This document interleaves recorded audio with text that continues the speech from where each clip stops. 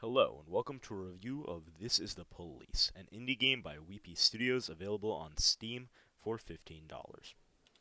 The premise of the game is relatively simple. You play as Jack Boyd, a 60-year-old police chief who has 180 days left until he retires for good. Your job as police chief is essentially that of manager. In your 180 days, you'll be making decisions about which calls to take, which officers to send to which jobs, and in general how to handle investigations and the proceedings of the city. But it's not as simple as it sounds. You see, corruption is rampant in the fictional city in which this game takes place, and you're going to have to work with the corrupt mayor and also the mob, ensure that both of these parties' needs are met if you're going to make it out of your 180 days. At the beginning of the game, the mayor gives you a specific order. He says, make it out of these 180 days without fucking up, and you'll be a hero. And so that's essentially where the game begins. The story is told through cutscenes and dialogue where you can skip through lines of text by clicking the right mouse button. The voice acting during these cutscenes and in the game in general is pretty stellar for an indie studio. White shorts, white polo shirt, and the white smile of a hungry shark. Mayor Rogers enters every room like he owns the place.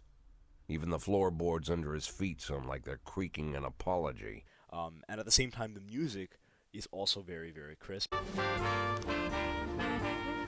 This is the Police is the type of game that knows what it wants to be and it doesn't overstep its boundaries, and as a result of that, a lot of the individual elements of the game, the voice acting, the music, even the gameplay, it's all very, very technical and solid.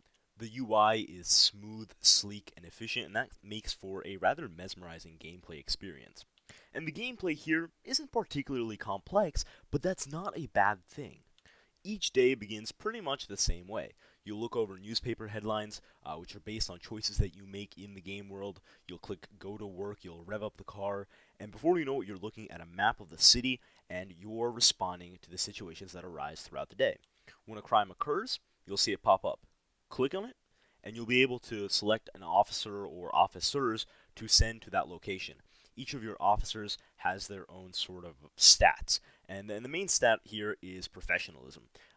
Professionalism is basically just how experienced and how able your officers are.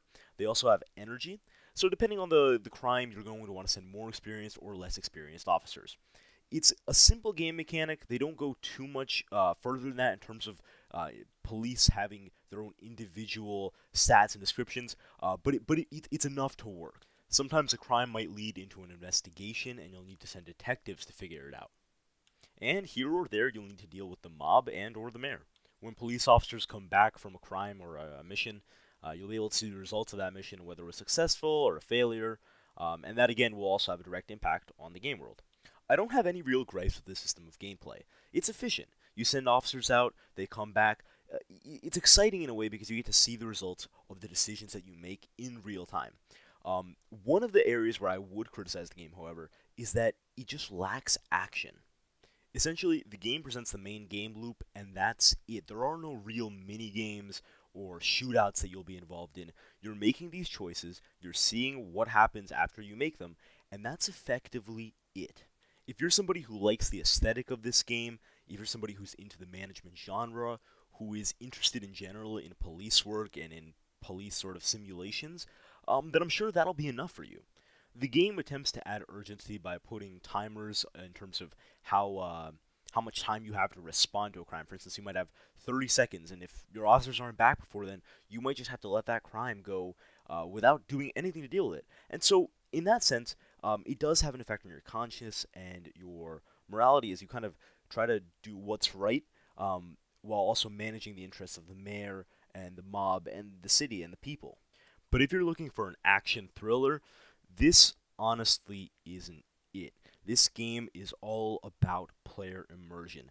The game basically makes this kind of contract with you that if you're not immersed, you're not going to enjoy it. And I'm pretty sure the developers are fully aware of that fact, so they do everything they can through the voice acting, through the music, through the urgent gameplay, and through kind of this moral weight that the choices bring. They implement all these things in order to, if you like the sort of oil painted art style and you like the shadowy aesthetic, then this is a game that you're definitely going to want to give a try. I did get the impression that the game starts off a little slow, but within the first 2 hours or so, you'll definitely know whether or not you want to keep the game or not.